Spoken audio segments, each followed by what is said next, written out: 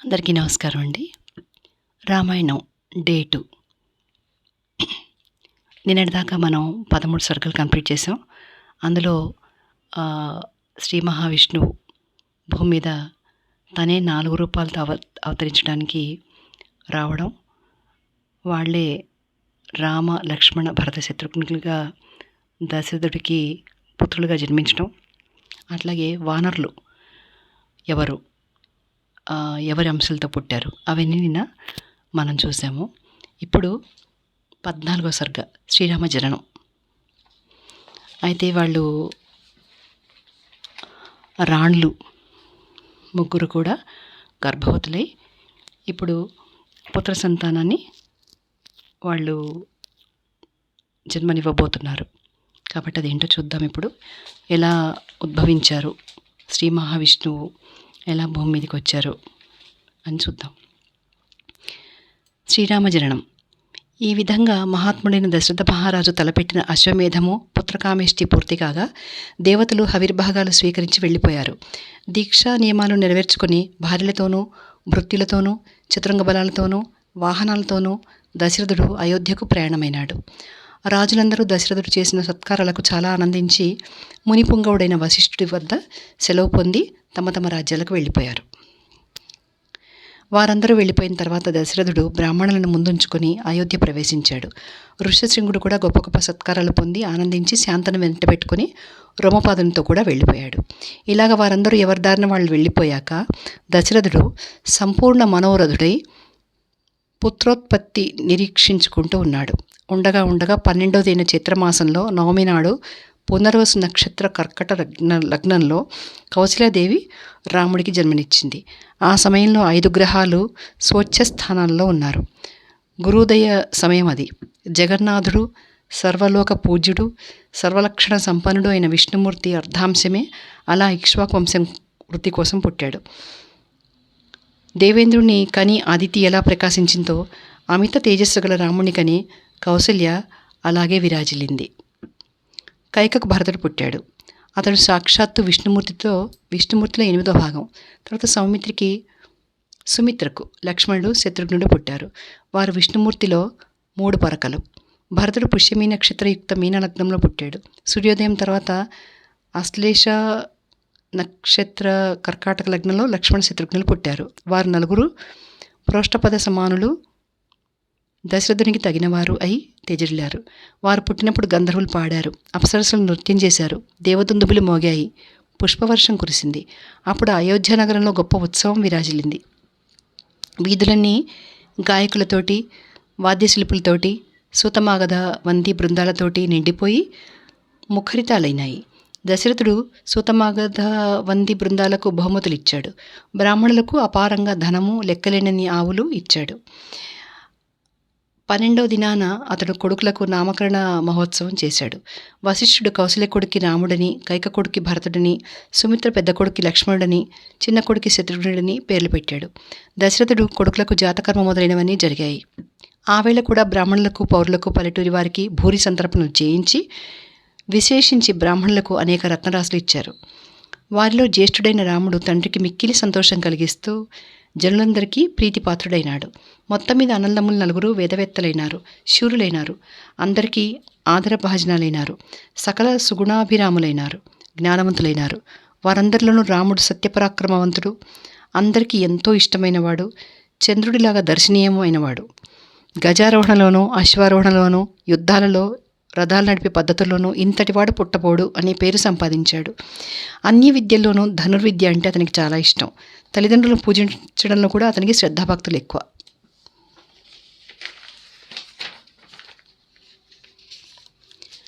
చిన్నప్పటి నుంచి లక్ష్మణుడు రాముని ఎడల చాలా స్నేహం కలిగినవాడు. లక్ష్మీవర్ధనుడైన లక్ష్మణుడు అందరికీ ప్రియకరుడే, కానీ రామునికి మిక్కిలి ప్రీతిపాత్రుడు. దీనికి తగ్గట్టు అతను రామునికి బహిప్రాణం. లక్ష్మణుడు దగ్గర లేకపోతే రాముడు అన్నం ముట్టడు, నిద్రపోడు. రాముడు గుర్రం ఎక్కి వేటకు బయలుదేరితే వెనక లక్ష్మణుడు ఉండవలసిందే. ఇట్లా వీరుండగా లక్ష్మణుని తమ్ముడైన శత్రుఘ్నుడు భరతుడిని షష్ఠిగడిలో అనుసరించి ఉంటాడు. తన ప్రాణాల కంటే కూడా భరతుడిని అతను ఎక్కువగా చూసుకుంటాడు. శత్రుఘ్నుడు అంటే భరతుడు కూడా అలాగే ఉంటాడు. నలుగురు దిక్పాలకుల వల్ల బ్రహ్మ ఎంతగా పరమప్రీతుడు అవుతూ ఉంటాడో అలాగే ఈ నలుగురు కొడుకుల వల్ల దశరథుడు కూడా చాలా ప్రీతిగా ఉంటాడు. వారు శిశువులుగా ఉన్నప్పుడే ఇంత సంతోషించిన దశరథుడు వారు జ్ఞానవంతులై, సుగుణవంతులై, హ్రీమంతులై, కీర్తిమంతులై, దీర్ఘదర్శులై, సాటి లేకుండా ప్రకాశించడం చూసి మరీ సంతోషించాడు. వారు కూడా తల్లిదండ్రులు గారాభంగా చూసిన కొద్దీ మరీ శ్రద్ధాసక్తులతో వేదశాస్త్రాలు చదువుకొని ధనుర్వేద రహస్యాలు తెలుసుకుని తల్లిదండ్రుల్ని పూజించసాగారు. అన్నదమ్ములు నలుగురు ఇలాగ దినదినము వృద్ధి పొందుతూ ఉండడం చూసి దశరథుడు వారికి వివాహాలు చేయదలిచి తగిన కన్యలను వెతకసాగాడు. ఈ విషయమై అతను బంధువులతోనూ ఉపాధ్యాయులతోనూ కూడా ఆలోచనలు ప్రారంభించాడు. ఒకనాడు దశరథుడు మహాసభలో కూర్చుని ఆ విషయం మంత్రులతో కూడా ఆలోచిస్తూ ఉండగా గాది కుమారుడైన విశ్వామిత్రుడు చక్కగా వచ్చాడు. ద్వారపాలకులు అతని రాక విన్నవించగా సభ్యులందరితోటి దిగ్గున లేచి రాజు అతనికి ఎదురు వెళ్ళి సభలోకి తీసుకువచ్చి ఉన్నతాసనం ఇచ్చి అర్ఘ్యపాద్యాలు ఇచ్చి పూజించాడు. విశ్వామిత్రుడు కూడా ఎంతో సంతోషించి, రాజా, నీ కుటుంబం అంతా కుశలమే కదా? నగరంలోనూ దేశంలోనూ రాజ్యంలోనూ అందరూ కూడా కుశలమే కదా? ధనధాన్య సమృద్ధమై బొక్కసం అవ్యయంగా ఉంది కదా? నీ సామంతులందరూ నీకు లొంగి ఉన్నారా? నీ శత్రువులందరూ పరాజితులయ్యారా? యజ్ఞయాగాది వైదిక కర్మలు, అతిథి పూజ నిర్విఘ్నంగా జరుగుతున్నాయా అని రాజును అడిగి వశిష్ఠుని కూడా కుశల ప్రశ్న వేసి తక్కిన మునులకు కూడా క్షేమాధికం అడిగి ఆదరించాడు. అంతా యథార్హంగా కూర్చున్నారు. అప్పుడు దశరథుడు విశ్వామిత్రుని చూసి, మహర్షి, నీ రాక వల్ల మాకు అమృతం లభించినట్టుంది. ఎండలు మండిపోతున్నప్పుడు జడివాన కురిసినట్టు, లేకలేక సంతానం కలిగినట్టు, పోయిన సంపత్తి మళ్ళీ లభ్యమైనట్టు, వివాహాదులలో సంతోషం కలిగినట్టు కూడా ఉంది. నీకు స్వాగతం. నీ కోరిక ఏమో సెలవిస్తే నేను చాలా సంతోషంగా తీరుస్తాను. బ్రహ్మతో సమానుడమైన నువ్వు మా అదృష్టం వల్ల లభించావు. నా జన్మ ఇప్పుడు సఫలమైంది. నా బతుకు సార్థకమైంది. మొదట రాజర్షివై ఉండి తర్వాత గొప్ప తపస్సు చేసి బ్రహ్మర్షివైన నువ్వు చాలా పూజ్యుడవు. నీ రాక పరమ పవిత్రం. నీ దర్శనం వల్ల నేను నా ఇంట్లోనే దివ్యక్షేత్రగతుడినైనాను. కనుక నీ రాకకు కారణం ఏమిటో, నువ్వేమి కోరి దయచేశావో అది చెప్తే నేను వెంటనే చేస్తాను. నీ కోరిక తీర్చడానికి నాకు గల సర్వస్వము వినియోగిస్తాను. నువ్వే నా పాలిటి దేవాది దేవుడవు. నీ రాక వల్ల నాకు గొప్ప అభ్యుదయం కలిగింది. నా ధర్మము శాస్త్రసమ్మతమైంది అని విన్నవించుకున్నాడు. అది విని విశ్వామిత్రుడు ఎంతో ఆనందించాడు. విశ్వామిత్రుని రాక. ఇది 15వ సర్గ. చాలా అద్భుతంగా ఉన్న రాజసింహుని ఆ మాట విని మహా తేజశాలి అయిన విశ్వామిత్రుడు శరీరం కూడా అంత పులకలు రేగెత్తగా, దశరథ మహారాజా, నీ వంశం చాలా గొప్పది. పైగా వశిష్ఠుడు నీ గురువు కనుక నువ్వు ఇలాంటి మాటలు నీకే తగును. మరొకడెవడు ఇలాంటి మాట ఇవ్వలేడు. నా హృద్గతమైన కార్యం చెబుతా. అది చేసి సత్యవాక్య పరిపాలకుడవై మసలుకో. నేను ఒక సిద్ధి కోసం యజ్ఞదీక్ష పట్టి ఉన్నాను. దానికి కామరూపులైన 2 రాక్షసులు విఘ్నం కలిగిస్తున్నారు. వారిలో ఒకడు మారీచుడు, రెండోవాడు సుబాహుడు. నా వ్రతం ఇక పూర్తి అవుతుందనగా వచ్చి వాళ్ళు రక్తమాంసాలతో నా యజ్ఞవేది ముంచెత్తారు. అలా నా వ్రతభంగం పడ్డం వల్ల నిరుత్సాహం పొంది ఇలా వచ్చాను. ఇంత ద్రోహం చేసినా వాళ్ళని శపించడానికి నాకు బుద్ధి పుట్టట్లేదు. ఎందుకంటే ఆ వ్రతం చేస్తున్నంతసేపు కోపం శపించకూడదు. కనుక రాజశార్దుల, నీ పెద్ద కొడుకైన రాముని ఒక మాట నాకు ఇవ్వు. నిజానికి అతను బాలుడు, ఇంకా కాకపక్షాలతో ఉన్నాడు. అయినా అతను మహాశూరుడు, సత్యపరాక్రముడు. వెనక ఉండి నేను నడిపిస్తే అతను ఈ పని చేయగలడు. విఘ్నకారులైన రాక్షసులు ఇద్దరినీ అతను అనాయాసంగా చంపగలడు. ఆ పని చేశాక త్రిలోకాల్లో గొప్ప ప్రతిష్ట పొందేటట్టు నేను అతనికి బహువిధాల శ్రేయస్సు కలిగిస్తాను. రాముణ్ణి ఎదిరించి వాళ్ళెంత మాత్రము నిలవలేరు. రాముడు తప్ప వాళ్ళను సంహరించగలవాడు కూడా మరొకడు లేడు. ఎంత పరాక్రమవంతులైనా వాళ్ళకు చావు మూడింది. రామునికి వాళ్ళెంత మాత్రము చాలరు. ఈ సందర్భంలో కొడుకు గదా అని నువ్వు రాముని గారాభంగా చూడకు. నేను ప్రతిజ్ఞ చేస్తున్నాను. ఆ రాక్షసులకి చచ్చారని నమ్ము. సత్యపరాక్రమవంతుడైన రాముని సంగతి నాకు బాగా తెలుసు. మహా తేజస్శాలి అయిన ఈ వశిష్ఠుడు, తక్కిన ఈ మహర్షులు కూడా బాగా ఎరుగుదురు. కనుక ఉత్కృష్టమైన ధర్మలాభము, స్థిరమైన గొప్ప కీర్తి నీకు కావలసి ఉంటే రాముని నాకివ్వు. నీ మంత్రులు, వశిష్ఠాది మహర్షులు ఇందుకు అంగీకరిస్తేనే రాముని నాతో పంపు. నీకును అంగీకారం అయితేనే యజ్ఞదీక్ష 10 రాత్రులు రాజీవలోచనుడైన రాముని నా దగ్గర ఉండడానికి పంపు. ఇంతకీ నా యజ్ఞకాలం దాటిపోకుండా నువ్వు ఈ పని చేయి, విచారించకు అని చెప్పాడు. మహా తేజస్శాలైన విశ్వామిత్రుడు ఇలాగా ధర్మార్థ సహితంగానే అన్నా రాజు శోకించకుండా ఉండలేకపోయాడు. భయభ్రాంతుడై సింహాసనం మీద నుంచి పడిపోయేటట్టుగా గడగడ వణికిపోయాడు. 16వ సర్గ. రాముణ్ణి పంపడానికి ఇష్టపడలేదు దశరథుడు. మునిశార్థుడైన విశ్వామిత్రుని మాట విని రాజశార్దులుడైన దశరథుడు ఒక క్షణం రిచ్చపడి ఉండి మళ్ళీ అంతలోనే తెలివి తెచ్చుకుని మెల్లగా ఇలా అన్నాడు. మహాత్మా, నా రాముడు 15 సంవత్సరాల వాడు. రాక్షసులతో పోరాడడానికి శక్తి చాలనివాడు. ఇదే నా చేతిలో ఒక అక్షోహిణి సేన ఉంది. దానికి ప్రభువై నేనే ఉన్నాను. ఆ సేనతో వచ్చి ఆ రాక్షసులతో నేను యుద్ధం చేస్తాను.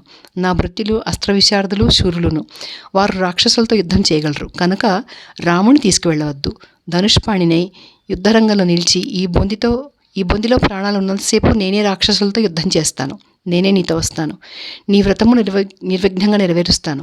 కనుక రాముని తీసుకువెళ్ళొద్దు. రాముడు బాలుడు, ఏ విద్య రానివాడు, బలాబలాలు ఎరగడు, అస్త్రబలం కలవాడు కాదు, యుద్ధ విశారదుడు కానే కాదు, దొంగపోటు యుద్ధంలో ఆరితేరిన రాక్షసులకు ఈడైనవాడు కాదు. అంతేకాక రాముని విడిచి నేను క్షణమైనా బ్రతికి ఉండలేను. కనుక రాముని తీసుకువెళ్ళవద్దు. కాదు కూడదు, రాముణ్ణి తీసుకువెళ్తానంటావా? అయితే చిత్రంగ బలంతో నన్ను కూడా తీసుకెళ్ళు. 60,000 సంవత్సరాలు గడిచాక లేక వ్రతాలు ఉపవాసాలు యజ్ఞాలు చేసి నేను రాముణ్ణి కన్నాను. నా కొడుకులు 4 నాకు రాముని మీదనే ప్రీతి ఎక్కువ. పైగా అతను నాకు జ్యేష్ఠ కుమారుడు. కనుక రాముని తీసుకువెళ్ళవద్దు. ఇదిలా ఉండగా ఆ రాక్షసులు ఎవరి కొడుకులు? ఏమాత్రం బలవంతులు?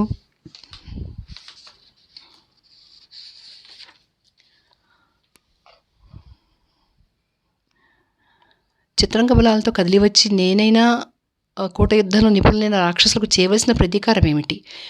ఏ వ్యూహం పన్ని వాళ్ళను ఢీకొనవలసి ఉంటుంది? ఇదంతా నాకు వివరంగా చెప్పు. అందుకు విశ్వామిత్రుడు, పులస్త్య మహాముని వంశంలో పుట్టిన రావణాసురుడని రాక్షసుడున్నాడు. వాడు బ్రహ్మ వల్ల వరం పొంది త్రిలోకాలను పీడిస్తున్నాడు. వాడు రాక్షసాధిపతి, మహాబలుడు, మహావీర్యుడు. సాక్షాత్తుగా వాడు కుబేరుడికి సోదరుడు, విశ్రావసు కొడుకు, రాక్షసులకందరికీ చక్రవర్తి. నువ్వు ఇది వినే ఉంటావు.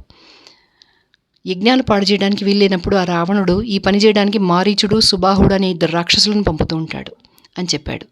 దీని మీద దశరథుడు, మహానుభావ, ఆ రావణుణ్ణి ఎదిరించగల శక్తి నాకు లేదు. కనుక నా కొడుకు మీద అనుగ్రహం ఉంచు. దురదృష్టవంతుడైన నాకు నువ్వే దైవం. దేవతలు, దానవులు, గంధర్వులు, యక్షులు, నాగులు కూడా రావణుణ్ణి ఎదిరించి నిలవలేరు. ఎంతటి బలవంతుడైనా రావణుడు యుద్ధంలో సులభంగా ఓడించగలడు. విడిగా నేనొక్కడైనా చిత్రంగ బలాలతో కూడిన వాడితో యుద్ధం చేయలేను. ఇలాంటి స్థితిలో యుద్ధతంత్రం ఎరగని బాలుడైన రాముని నీతో నేను పంపలేను. నీ యజ్ఞం పాడు చేసేవాళ్ళు సుందోపసుందుల కొడుకులు, యమునితో సమానులు కనుక నా కొడుకుని నేను నీతో పంపలేను. మారీచుడు, సుబాహుడు వీర్యవంతులు, శిక్ష పొందిన యోధులు. వాళ్ళతో నేను మాత్రం ఎలా యుద్ధం చేయగలను అన్నాడు. దాని మీద యజ్ఞంలో నెయ్యి పోస్తే అగ్ని విజృంభించేటట్టు ఆ మాట వినగానే విశ్వామిత్రుడు ఆగ్రహమహోగ్రుడైనాడు. 17వ సర్గ. దశరథుడు రాముని పంపటం. అప్పుడు రాజా, ముందు మాట ఇచ్చి తర్వాత తప్పుతున్నావు. రఘువంశీలకి ఇది తగదు. నీ కులానికే ఇది ప్రతికూలం. అయినా నీకు ఇదే తగినట్టు నువ్వు భావించుకునే ఎడల ఇదిగో నేను వెళ్ళిపోతాను. మాట తప్పించుకుని నీ బంధువులతో నువ్వు సుఖంగా ఉండు అని విశ్వామిత్రుడు గర్జించగా భూమి అంతా గజగజలాడిపోయింది. దేవతలందరూ భయభ్రాంతులైపోయారు. ఇదంతా గుర్తించి సువ్రతుడు, ధీరుడు అయిన వశిష్ఠుడు దశరథుడిని పిలిచి, రాజా, సాక్షాత్తు ధర్మం అవతరించినట్టు నువ్వు ఇక్ష్వాకు వంశంలో పుట్టావు. పైగా నువ్వు ధర్మశాలివి, సువ్రతుడువు. నువ్వు ధర్మం తప్పడం మంచిది కాదు. త్రిలోకాల యందు నువ్వు ధర్మాత్ముడవని పేరు పొందావు. కనుక స్వధర్మం అవలంబించు, అధర్మానికి పాల్పడకు. ఇలా చేస్తానని ముందు మాట ఇచ్చి ఇప్పుడు నువ్వు అలా చేయకపోతే నువ్వు చేసిన అశ్వమేధాంతాలైన యజ్ఞయాగాలు, అన్నదానము వ్యర్థమైపోతాయి. నువ్వు చేసిన వాపి, కూప, తటాకాది నిర్మాణాలు, సేతుబంధనాలు, ఆరామ ప్రతిష్టలు కూడా నిష్ఫలమైపోతాయి. కనుక రాముని పంపించు. రాముడు అస్త్రశస్త్ర కుశలుడైనా సరే కాకపోయినా సరే సందేహించకు. అగ్నిమధ్యస్థమైన అమృతాన్ని ఎవరూ అంటలేనట్టు విశ్వామిత్రుని రక్షణలో ఉన్న రాముని రాక్షసులు ఏమీ చేయలేరు. విశ్వామిత్రుని శక్తిని వెరగవు. అతడు రూపొందిన ధర్మం. పరాక్రమవంతులలో నాయకమణి, బుద్ధిమంతులకందరికీ తలమానికం. తపోధనులలో ఎవడూ ఇతనికి సమానులైనా కారు. సచరాచరాలైన త్రిలోకాల యందును కల అన్ని విధాల అస్త్రాలు తెలిసినవాడు ఇతనొకడే. ఇంతటి శస్త్రాస్త్ర కోవిదుడు మరొకడు లేడు, ఇక ముందు కూడా ఉండబోడు. మానవులే కాదు, దేవతలు, మహర్షులు, అసురులు, రాక్షసులు, గంధర్వులు, యక్షులు, కిన్నెరులు, రఘులు కూడా అస్త్ర పరిజ్ఞానంలో ఇతనికి సాటిరారు. వెనుక రాజయ్య ఇతను ప్రజాపరిపాలన చేస్తున్నప్పుడు భృశాశ్వుని పుత్రరూపాలైన సర్వాస్త్రాలు ఈశ్వరుడు ఇతనికి ఇచ్చాడు. ఆ భృశాశ్వపుత్రులు దక్షుని కూతుళ్లకు పుట్టినవాళ్ళు. వాళ్ళు మహాదీప్తిమంతులు, జయశీలురు. జయ, సుప్రభ అనే దక్షకన్యలిద్దరూ పరమభాస్వరాలైన 100 అస్త్రశస్త్రాలకు జన్మనిచ్చారు. రాక్షస సైన్యాలను నాశనం చేయడానికి అమేయులు, కామరూపులు అయిన మరొక 50 మంది కొడుకులకు కూడా వీళ్ళు జయ అనే ఆవిడ జన్మనిచ్చింది. సుప్రభ కూడా సంహారులు అనే మరొక 50 మంది కొడుకులకు జన్మనిచ్చింది. వారు మహాబలవంతులు, ఎవరికీ లొంగనివారు. ఈ అస్త్రశస్త్రాలన్నీ కూడా ఈ విశ్వామిత్రుని అధీనమై ఉన్నాయి. అతను అపూర్వాలైన అస్త్రాలను కూడా సృష్టించగలడు. విశ్వామిత్రుడంటే ఇలాంటి మహానుభావుడు కనుక రాముణ్ణి ఇతనితో పంపడానికి సందేహించకు. ఈ విశ్వామిత్రుడు రాక్షసులను స్వయంగానే సంహరించగలడు. అయినా నీ కొడుకులకు మేలు చేయదలిచి నిన్ను యాచిస్తున్నాడు అని ప్రోత్సహించాడు. అది విని ప్రసన్నచిత్తుడై దశరథుడు చాలా సంతోషించాడు. రాముణ్ణి అతనితో పంపడానికి అంగీకరించాడు. 18వ సర్గ. బల అతిబల విద్యా స్వీకారం. వశిష్ఠుడు ఇలా చెప్పగా లక్ష్మణుని వెంటబెట్టుకుని రమ్మని దశరథుడు రామునికి వర్తమానం చేశాడు. వచ్చేటప్పుడు కౌసల్య రామునికి మంగళసూక్తాలతో స్వస్తి పలికింది. వచ్చాక దశరథుడు కూడా స్వస్తి పలికాడు. తర్వాత వశిష్ఠుడు కూడా స్వస్తి పలికాడు. అప్పుడు దశరథుడు శిరస్సు మూర్కొని పరమప్రీతితో రాముణ్ణి విశ్వామిత్రుడికి ఇచ్చాడు. పద్మనేత్రుడైన రాముడు విశ్వామిత్రుని వాడు కాగానే దుమ్ము ధూళి లేని వాయువు హాయిగా వీచింది. దేవతలు దుందుబులు వాయిస్తూ ఉండగా గొప్ప పూలవాన కురిసింది. దశరథుని ఇంగితం గుర్తించి ఆస్థాన మర్యాదగా భృత్యులు శంఖాలూది దుందుబులు కూడా వాయించారు. ముందు విశ్వామిత్రుడు బయలుదేరాడు. ధనుర్ధరుడై రాముడు తర్వాత అడుగు వేశాడు. ధనుర్ధారి అయి లక్ష్మణుడు రాముణ్ణి అనుసరించాడు. 2 అమ్ముల పొదులు ధనుస్సులు ధరించి 3 తలల సర్పాలలాగా వారు విశ్వామిత్రునితో వెళుతూ ఉంటే బ్రహ్మతో కూడా అశ్విని దేవతలు వెళుతున్నట్టుగా ఉంది. అప్పుడు రామలక్ష్మణులు ఉడుముతోలుతో చేసిన అంగుళిత్రాణాలు, గొప్ప ఖడ్గాలు ధరించి ఉన్నారు. సహజ సౌందర్యానికి తోడుగా చక్కగా అలంకారాలు కూడా ధరించి మెరిసిపోతున్నారు. సాంబమూర్తిని అనుసరించి వెళ్లే అగ్నికుమారులు స్కంద విశాఖుల్లాగా కూడా దీపిస్తున్నారు. ఇలాగా సరయూ నది దక్షిణపు గట్టునే 1.5 ఆమడల దూరం వెళ్ళాక విశ్వామిత్రుడు రాముణ్ణి గారాభంగా పిలిచి, నాయనా, చేతులు కాళ్ళు కడుక్కుని ఆచమనం చెయ్యి, ఆలస్యం చేయక త్వరగా రా. బల అతిబల అనే 2 విద్యలు, అవి మంత్ర సమిష్టి రూపాలు. అవి నీకు ఉపదేశిస్తాను, గ్రహించు. ఈ విద్యలు నీకు స్వాధీనమైతే నీకెప్పుడూ అలసట ఏమాత్రం కలగదు, జ్వరం రాదు, రూపం మారదు. నువ్వు నిద్రలో ఉన్నా ఆదమర్చి ఉండినా రాక్షసులు నిన్నేమీ చేయలేరు.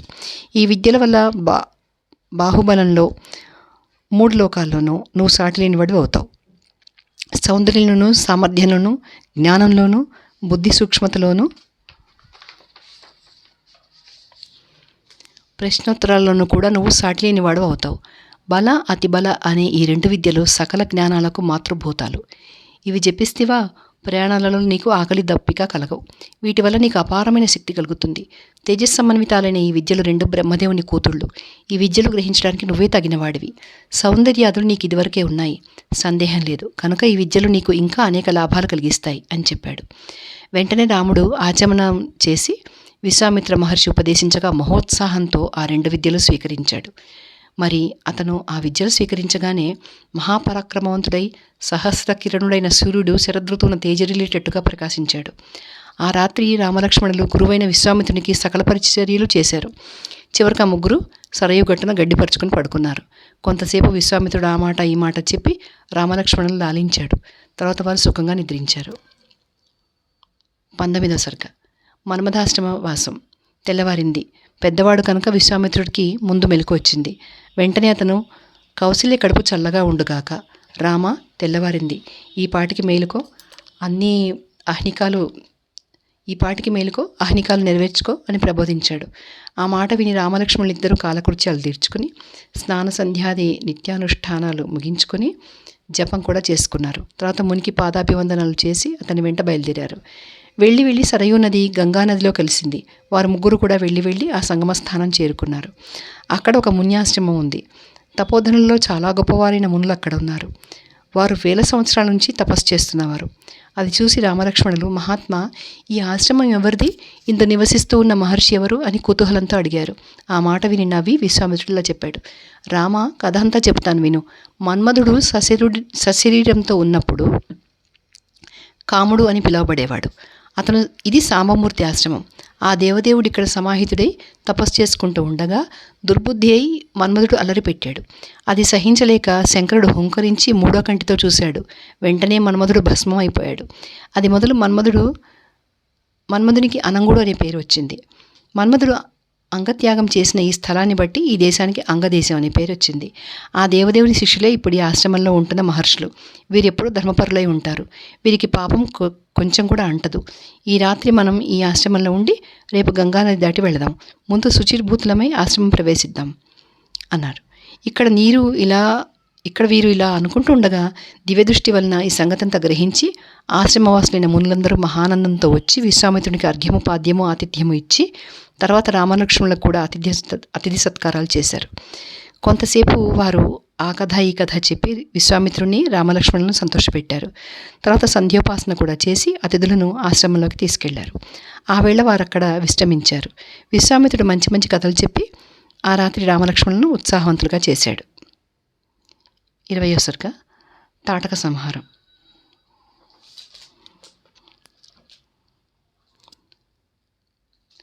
మళ్ళీ తెల్లవారింది. కాలకృత్యాలు తీర్చుకుని రామలక్ష్మణులు విశ్వామిత్రునితో నది ఒడ్డుకు వచ్చారు. సంస్కృత వ్రతులైన ఆశ్రమవాసులందరూ వెంట వచ్చి మంచి నావ తెప్పించి, విశ్వామిత్ర మహర్షి, రాజపుత్రులతో నావ ఎక్కు, కాలం మించిపోకుండా బయలుదేరు, దోవలో శుభాలు కలుగాక అని చెప్పారు. మంచిది అని చెప్పి విశ్వామిత్రుడు ఆ మునులందరినీ పూజించి వారి సెలవు పొంది రామలక్ష్మణులతో కలిసి పడవ ఎక్కి సాగర్గామి అయిన ఆ నదిని దాటాడు. పడవ నది మధ్యకి వచ్చేటప్పటికి నీటిలో నుంచి ఒక ధ్వని వినిపించింది. రాముడు అదేమిటి అని అడగ్గా విశ్వామిత్రుడు, రామ, బ్రహ్మదేవుడు కైలాస పర్వతం మీద తన మనసుతో ఒక సరస్సు సృష్టించాడు. మనస్సంబంధం వల్ల మానస సరోవరం అని పేరు వచ్చింది. అయోధ్యానగరం పడమటి నుంచి ఉత్తరంగా వెళ్ళి తూర్పుగా మళ్ళీ అంగదేశంలో గంగతో కలుస్తున్న సరయూ నది ఈ సరోవరంలోనే పుట్టింది. అందుకే దానికి సరయూ నది అని పేరు. గంగాతలం కంటే సరయూతలం ఎత్తు. సరయూ నది ఎత్తు నుంచి గంగలో పడుతుంది కనుక ఈ శబ్దం పుడుతుంది. ఇది పూజ్యమైనది, నమస్కారం చెయ్యి అని చెప్పాడు. వెంటనే ఆ 2 నదులకు నమస్కరించి రామలక్ష్మణులు పడవ దక్షిణపు ఒడ్డు చేరగా అతిలాఘవంగా లంఘించారు. ఒడ్డు ఎక్కేటప్పటికీ భయంకరమైన అరణ్యం కనపడింది. ఆ వనంలో కీచురాళ్ళు చెవులు బద్దలయ్యేటట్టు కూస్తున్నాయి. కుక్కలు, భయంకర మృగాలు అరుస్తున్నాయి. భాసపక్షులు దారుణ ధ్వనులు చేస్తున్నాయి. ఇంకా అనేక విధాలైన పక్షులు అతి ఘోరంగా కూస్తున్నాయి. సింహాలు, పెద్ద పులులు, ఏనుగులు విచ్చలవిడిగా తిరుగుతున్నాయి. చండ్ర చెట్లు, నల్ల మద్ది చెట్లు, మారేడు చెట్లు, కలిగుట్టు చెట్లు, రేగు చెట్లు మొదలైన ఎన్నో విధాల చెట్లు ఆకాశం అంటేటట్లుగా పెరిగి అల్లుకుపోయి ఉన్నాయి. జనసంచారం ఎంతమాత్రమూ లేని అరణ్యం చూసి రాముడు, దీని పేరేంటి అని అడిగాడు. అందుకు వినండి అని విశ్వామిత్రుడు ఇలా చెప్పాడు. ఈ ప్రదేశం అంతా మలద దేశానికి, కరుషి దేశానికి సంబంధించింది. ఈ దేశాలు ధనధాన్య సమృద్ధాలై దేవలోకంలాగా ఉండేవి. వెనకటికి వృత్రాసురుణ్ణి సంహరించడం వల్ల దేవేంద్రునికి బ్రహ్మహత్యాపాతకం చుట్టుకుని దానివల్ల అతనికి మాలిన్యము, ఆకలి ఎక్కువైపోయాయి. అప్పుడు దేవతలు, మహర్షులు చేరి ఇంద్రుని గంగాది నదుల్లో స్నానం చేయించి చివరికి మంత్రపూతాలైన కలశోదకాలతో కూడా స్నానం చేయించి ఆ మాలిన్యము, ఆ కరుషము అంటే ఆకలి అవన్నీ పోగొట్టారు. అవి 2 ఇంద్రునికి స్నానం చేయించిన చోట భూమికి సంక్రమించాయి. ఈ భూభాగం ఇదే. ఈ విధంగా ఇంద్రుడు నిర్మలుడు, నిష్కరుషుడు అయి పరమప్రీతుడై ఇవి ధనధాన్య సమృద్ధాలైన జనపదాలయి నా శరీర సంబంధాలైన మల కరుషాలను భరించాయి కనుక మలద దేశాలు కరుష దేశాలు అని ప్రఖ్యాతి పొందుగాక అని అనుగ్రహించాడు. అది చూసి దేవతలు, మహర్షులు మేలుమేలని పొగిడారు. తర్వాత ఈ దేశాలు చాలా కాలం వరకు జన సంకీర్ణాలు, ధనధాన్య సమృద్ధాలు అయి వెలిశాయి. కాలం ఇలా గడుస్తూ ఉండగా దురదృష్టవశాన తాటక్క అనే యక్షురాలు ఇక్కడ ప్రవేశించింది. ఇది కామరూపిణి. పుట్టుకతోనే దానికి 1000 ఏనుగుల బలం ఏర్పడింది. పైపెచ్చు అది సుందోపు సుందులలో ఒకడైన సుందిని భార్య. దాని కొడుకే మారీచుడనే రాక్షసుడు. మెలికలు తిరిగిన చేతులు, పెద్ద శరీరము, వెడల్పైన మొహము వాడు. పరాక్రమంలో దేవేంద్రునితో సమానుడు. ఇలాగ భయంకరాకారుడైన ఈ మారీచుడు ఈ దేశాల్లో ఉన్న ప్రజలను చాలా బాధించాడు. ఊళ్ళే నాశనం చేస్తున్నాడు. దుష్టచారిణి అయిన ఈ తాటకి ఇక్కడికి 1.5 ఆమడల దూరాన మార్గాన అడ్డంగా నివసించి ఉంది కనుక మనం ఆ మార్గాన వెళ్ళి తీరాలి. నేను ఆదేశిస్తున్నాను కాబట్టి నువ్వు దుష్టురాలిన తాటకను సంహరించు. మలద కరుసు దేశాలను నిష్కంటకాలుగా చెయ్యి. తాటక మూలాన పాడుబడిన ఈ దేశాలకు మరెవడు రాలేకుండా ఉన్నాడు. 21వ సర్గ తాటక. విశ్వామిత్రుడిలా చెప్పగా రాముడు, మునిపుంగవ, యక్షులు బలహీనుల్ని వింటామే, మరి అబలైన తాటకి 1000 ఏనుగుల బలం కలది ఎలా అయింది అని అడిగాడు. అందుకు విశ్వామిత్రుడు మళ్ళీ ఇలా చెప్పాడు. రామ, వరప్రసాదం వల్ల తాటక అంత బలవంతురాలైంది. వెనకటికి సుకేశుడని ఒక గొప్ప యక్షుడుండేవాడు. వాడు చాలా బలవంతుడు. సంతానం కోసం వాడు శుభాచార్యుడే అతినిష్టతో తపస్సు చేశాడు. బ్రహ్మ సంతోషించి సత్కరించి కొడుకుని ఇవ్వక కూతురునిచ్చాడు. దానికి 1000 ఏనుగుల బలం కూడా ఇచ్చాడు. అదే ఈ తాటక. అది పెరిగి పెద్దదయ్యి చక్కని చుక్క కూడా అయింది. అంతటా సుకేతుడు దాన్ని జుర్గుని కొడుకైన సుందునికి ఇచ్చి పెళ్లి చేశాడు. కొన్నాళ్ళకు దానికి మారీచుడనే కొడుకు పుట్టాడు. తర్వాత ఏదో కారణం వల్ల అగస్త్యుడు సుందుడిని చంపేశాడు. దానిమీద మండిపడి తాటక కొరికి తినేద్దామని కొడుకుతో కూడా అగస్త్యుని మీద పడింది. అది చూసి ఆ మహర్షి రాక్షసుడు వైపో అని మారీచుడిని శపించాడు. వికృతముఖివై, కురూపివై, రాక్షసివైపోయి మనుషులను తింటూ పడి ఉండు అని ఆ మహర్షి తాటకను కూడా శపించాడు. ఆ శాపం వల్ల కసి పెంచుకుని తాటక ఈ మహర్షికి స్వస్థలమైన ఈ దేశం మొత్తం నాశనం చేస్తోంది. రఘుకుల చంద్ర, దీని చరిత్ర ఇలాంటిది కనుక దుర్వృత్తురాలు దుష్ట పరాక్రమురాలు అయిన ఈ తాటకను గోబ్రాహ్మణ హితం కోరి వెంటనే సంహరించు. జరిగిందంతా విని దీన్ని సంహరించడానికి ఎవడూ సిద్ధపడకుండా ఉన్నాడు. ఈ 3 లోకాల్లోనూ నువ్వు తప్ప ఈ పని చేయగలవాడు మరొకడు లేడు. ఆడదాన్ని చంపనా అని నువ్వు ఏవగించుకోకూడదు. నువ్వు మహారాజు కుమారుడు. తాటకను సంహరిస్తే చాతుర్వర్ణ్యానికే మేలు కలుగుతుంది. కనుక నువ్వు ఈ పని చేసి తీరాలి.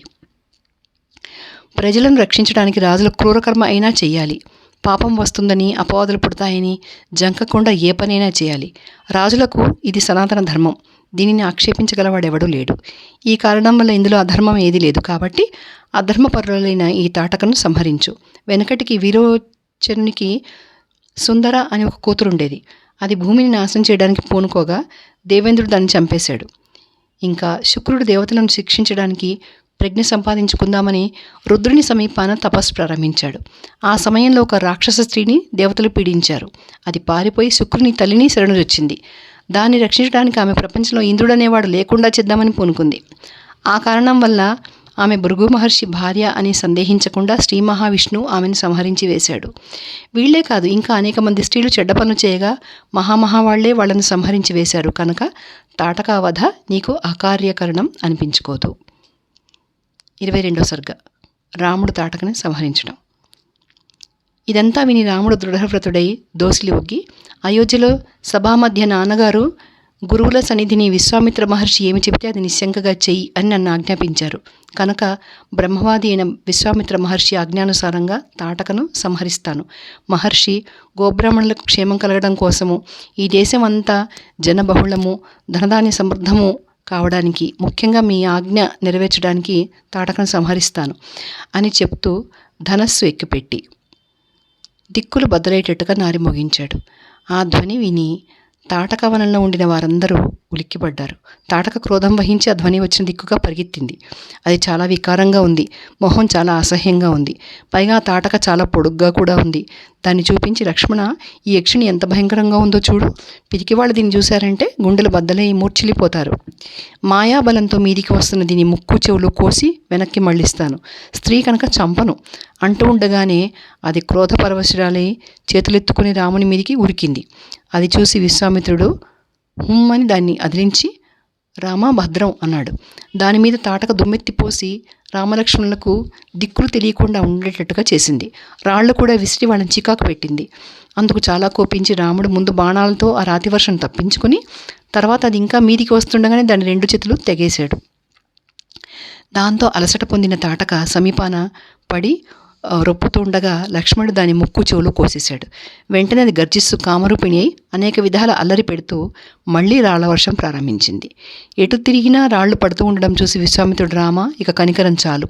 ఇది పాపాత్మురాలు, దుష్టచారిణి. యజ్ఞాలు పాడు చేయడంలో ఇది మిక్కిలి దక్షురాలు. త్వరగా చంపు. సాయంకాలం కాబోతుంది. సంధ్యా సమయంలో రాక్షసులను చెనకడం చాలా కష్టం అని చెప్పాడు. విశ్వామిత్రుడు ఇలా చెప్తూ ఉండగానే రాముడు శబ్దవేద వేసి రాళ్లవాన ఆపు చేశాడు. అంతటి తాటక రామలక్ష్మణుల మీది కురికింది. వెంటనే రాముడు పిడుగులాగా వస్తున్న తాటక గుండెల మీద బాణంతో కొట్టాడు. దాంతో బొబ్బలు పెడుతూ కూలిపడి తాటక చచ్చిపోయింది. తాటకలా చచ్చిపడిపోగానే దేవేంద్రుడు బాగు అంటూ రామలక్ష్మణులను మెచ్చుకున్నాడు. దేవతలు పూజించారు. తర్వాత ఇంద్రుడు, దేవతలు విశ్వామిత్రుడిని సంబోధించి, మహర్షి నీకు భద్రమవుగాక. నువ్వు చేయించిన పనికి మేమంతా సంతోషించాం కనుక రాముని కటాక్షించు. భృశాస్త్రాలను రామునికి సమర్పించు. అతనందుకు తగినవాడు. నీ ప్రోత్సాహంతో అతను దేవతలకు ఇంకా ఎన్నో మేళ్లు చేయాల్సి వస్తుంది అని చెప్పారు. తర్వాత విశ్వామిత్రుడు రాముని చేరదీసుకుని శిరస్సుపై మూర్కొని, రామ, ఈ రాత్రి ఇక్కడే ఉండి మనం రేపు నా ఆశ్రమానికి వెళదాం అన్నాడు. రాముడు సరేనన్నాడు. తాటక చావడంతో ఆ అడవి కుబేరుని ఉద్యానవనం అయిన చైత్రరథంలాగా విరాజిల్లింది. దివ్యాస్త్ర లాభం. రాత్రి అంతా గడిచిపోయాక విశ్వామిత్రుడు చిరునవ్వు నవ్వుతూ, రామ, నువ్వు చేసిన పనికి చాలా సంతోషించాను. నీకు భద్రమవుగాక. సంతోషంతో నీకు శస్త్రాలు అస్త్రాలు ఇస్తాను, స్వీకరించు. యుద్ధం చేసి దేవతలు, అసురులు, గంధర్వులు, నాగులు మొదలైన వారెవరు ఎదురైన వారందరినీ జయించడానికి వీలైన అస్త్రశస్త్రాలని నీకు ఇస్తాను, స్వీకరించు. వాటిలో ముఖ్యమైనది దండచక్రం.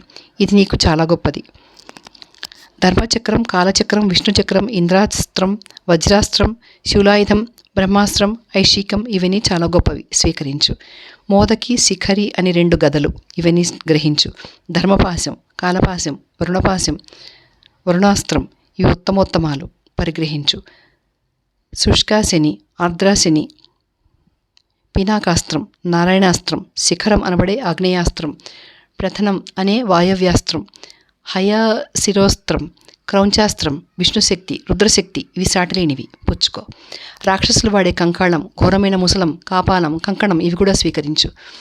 నందనం అనే విద్యాధరాస్త్రం మిక్కిలి గొప్పది. దీనివల్ల అప్పటికప్పుడు లెక్కలేని ఖడ్గాలు పుట్టుకొస్తాయి.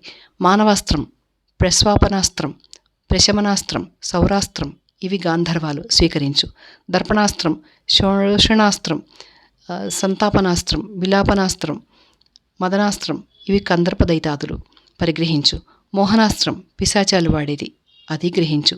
తామసం, సౌమనం, సంవర్ధం, మౌసలం, సత్యం, మాయాధరం, తేజప్రభం, శిశిరం, సుదామనం, దారుణమైన భగాస్త్రం, మానవం అనే అస్త్రాలు నీ దగ్గర తప్పకుండా ఉండవలసినవి, పుచ్చుకో. ఇవన్నీ కామరూపాలు, చాలా శక్తి కలవి, పరమోదారాలు, ఇవన్నీ స్వీకరించు అని చెప్పి విశ్వామిత్రుడు శుచి అయి తూర్పు ముఖంగా కూర్చుని ఈ మంత్రగ్రామం అంతా పరమప్రీతితో రామునికి ఇచ్చాడు.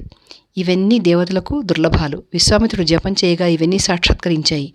అవి దోసిలి ఒగ్గి రాముని చూసి, మేము నీకు సేవకులమై ఉంటాం అని చెప్పాయి.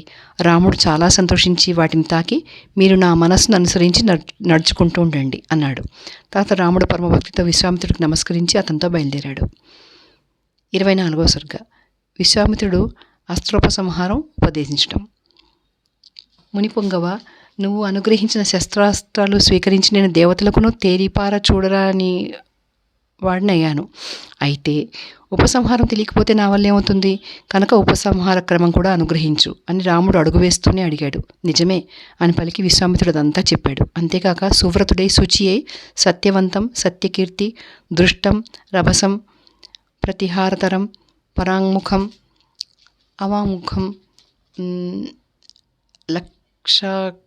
లక్తాక్షం, విషమం, దృఢనాభం, సునాభం, దశాక్షం, శతవక్త్రం, దశశీర్షం, శతోదరం, పద్మనాభం, మహానాభం, దుందునాభం, సునాభం, జ్యోతిషం, కృశనం, వైరాస్యం, విమలం, యోగగంధరం, హరిద్రం, దైత్యం, ప్రశమనం, శుచి, బాహు, మహాబాహు, నిష్కలి, విరుచు, సార్చిర్మాలి, ధృతిర్మాలి, వృత్తిమంతం, రుచిరం, పితృసోమనసం, విధూతం, మకరం, కరవీరకరం, ధనం, ధాన్యం, కామరూపం, కామరుచి, మోహం, ఆవరణం, జృంభకం, సర్వనాభం, సంతానం, వరణం అనే పేర్లు గల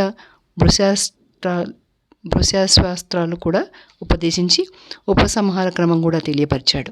రాముడు స్వీకరించగానే అవి మూర్తిమంతాలే ఎదుట నిలిచాయి. వాటిలో కొన్ని మసిబొగ్గుల్లాగా ఉన్నాయి, మరికొన్ని పొగలాగా ఉన్నాయి, కొన్ని సూర్యచంద్రులాగా ఉన్నాయి. ఇవన్నీ దోసిలోకి రామునితో, పురుష వ్యాఘ్ర, ఇదే మేము నీ అధీనమైనాము, మేమేం చేయాలో ఆజ్ఞాపించు అని విన్నవించుకోగా రాముడు, సమయం వచ్చినప్పుడు నేను స్మరిస్తాను, వెంటనే మీరు వచ్చి నేను చెప్పిన పని చేస్తూ ఉండండి, ఇప్పటికీ యథేచ్ఛగా వెళ్ళిపోండి అని ఆజ్ఞాపించాడు. వెంటనే అవి రాముడికి ప్రదక్షిణం చేసి సరే అని చెప్పి వెళ్ళిపోయాయి. వారు మళ్ళీ బయలుదేరారు. కొంత దూరం వెళ్ళేటప్పటికీ ఒక ఆశ్రమం కనపడింది. అదొక పర్వతానికి దగ్గరగా ఉంది. పెద్ద పెద్ద చెట్లు గుంపులు గుంపులుగా దాని చుట్టూ ఉన్నాయి. లేళ్ళు, వింత వింతగా పలికే పక్షులు అక్కడ ఎన్నో ఉన్నాయి. అది చూసి రాముడు, మునిశ్రేష్ఠ, భయంకరమైన అరణ్యం దాటి వచ్చాము. ఏ అలజడి లేకుండా నిశ్చలంగా ఉంది కనుక ఇది మున్యాశ్రమం అని ఊహిస్తున్నాను. ఇది నిజమా?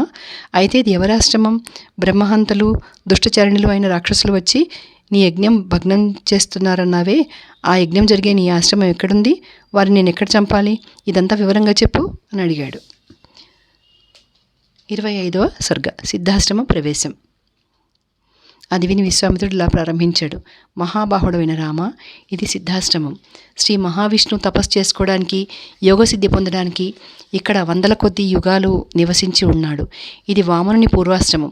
మహాతపస్యాలి అయిన కాశ్యపుడు తపసిద్ధి పొందాడు. మహావిష్ణువు ఇక్కడ తపస్సు చేస్తూ ఉండినప్పుడు విరోచనుని కొడుకైన బలిచక్రవర్తి ఇంద్రునితో కూడా దేవతలందరినీ జయించి త్రిలోకాలయందు ప్రఖ్యాతి పొంది మంత్రులను నియమించి స్వర్గరాజ్యం పరిపాలించాడు. మరిని అతని యజ్ఞం కూడా చేశాడు. అప్పుడు దేవతలందరూ అగ్నిని ముందు పెట్టుకొని ఇక్కడే విష్ణుమూర్తిని సందర్శించి, మహావిష్ణు విరోచనుని కొడుకైన బలి ఉత్తమమైన యజ్ఞం చేస్తున్నాడు. అది పూర్తి అయితే వాడు ఎవరికీ సాధ్యుడు కాడు. కనుక ఇప్పుడే మన పని నెరవేర్చు. ఎవరు వచ్చినా పొమ్మనక, వచ్చిన వారు ఏం కోరినా లేదనక అతడు యాచకులను సంతోషపెడుతున్నాడు. కాబట్టి నువ్వు దేవతలను రక్షించడానికి వామనావతారం ఎత్తి బయలుదేరు అని ప్రార్థించారు. అగ్నిలాగా ప్రకాశిస్తున్న కాశ్యపుడు అనేక వేల సంవత్సరాలు తపస్సు చేసి సరిగ్గా ఆ సమయంలోనే ప్రసన్నుడు కాగా భార్యతో కూడా, ప్రభు, నువ్వు తపోమయుడవు, తపోరాశివి, తపోమూర్తివి, తపాత్మకుడవు. నిన్ను నేటికి చూడగలిగాను. నీ శరీరంలోని జగత్తంతా చూడగలుగుతున్నాను. నువ్వు ఆద్యంతరహితుడివి, అవాంగ్మానస గోచరుడవు. నువ్వే నాకు శరణం అని భక్తితో ప్రార్థించాడు. అందుకు ఆనందించి శ్రీహరి వరం కోరుకోమన్నాడు. అది విని భూతకల్మషుడు, మరీచి కొడుకు అయిన కాశ్యపుడు, వరద, నువ్వు నాకు నా భార్య అయిన అదితికి కన్న కొడుకువు కావాలి. దేవేంద్రునికి తమ్ముడవై శోకార్తులైన దేవతలందరినీ రక్షించు. నీ అనుగ్రహం వల్ల ఇది సిద్ధాశ్రమం అని పేరు పొందాలి. కనుక ఇక్కడి నుంచే నువ్వు బయలుదేరాలి అని కోరాడు. వెంటనే మహావిష్ణువు అదితికి కొడుకై పుట్టి పొట్టివాడై బలిచక్రవర్తి దగ్గరికి వెళ్ళి 3 అడుగుల నేల నడిగి లోకాలన్నీ ఆక్రమించి బలిని అణిచివేసి స్వర్గం మళ్ళీ ఇంద్రునికి ఇచ్చాడు. ఆ వామనుడు ఇక్కడే ఉన్నాడు. ఇక్కడ ఉంటే శ్రమ అనేది ఉండదు. నేను ఇప్పుడు ఈ ఆశ్రమంలోనే ఉంటున్నాను. ఇది నా స్వాధీనంలోనే ఉంది. యజ్ఞ విఘ్నం చేయడానికి రాక్షసులు ఇక్కడికే వస్తున్నారు. ఈ దుష్టులను నువ్వు ఇక్కడే సంహరించాలి. కనుక మనం సిద్ధాశ్రమంలోనే ప్రవేశిద్దాం పద. నాకు ఎలాంటిదో ఇది నీకు అలాంటిదే అని చెప్పాడు. ఇలా చెప్తూ మంచు తగ్గిపోయాక పునర్వసుతో కలిసి చంద్రుడు ప్రకాశించేటట్టు ప్రకాశిస్తూ విశ్వామిత్రుడు రామలక్ష్మణులతో కలిసి ఆశ్రమంలోకి వెళ్ళాడు. ఆశ్రమంలో ఉండిన వారందరూ ఎగిరిగిరి పడుతూ వచ్చి విశ్వామిత్రుడిని పూజించారు. విశ్వామిత్రుడిని పూజించినట్టే రామలక్ష్మణులను కూడా పూజించి అతిథి సపర్యలు చేశారు. తర్వాత రామలక్ష్మణులు కొంతసేపు విశ్రమించి దోసిలి ఒగ్గి, మహర్షి, ఇప్పుడే నువ్వు యజ్ఞదీక్ష స్వీకరించు. ఇది సిద్ధాశ్రమం కనుక నీకు తప్పకుండా యజ్ఞసిద్ధి అవుతుంది అని విన్నవించుకున్నారు.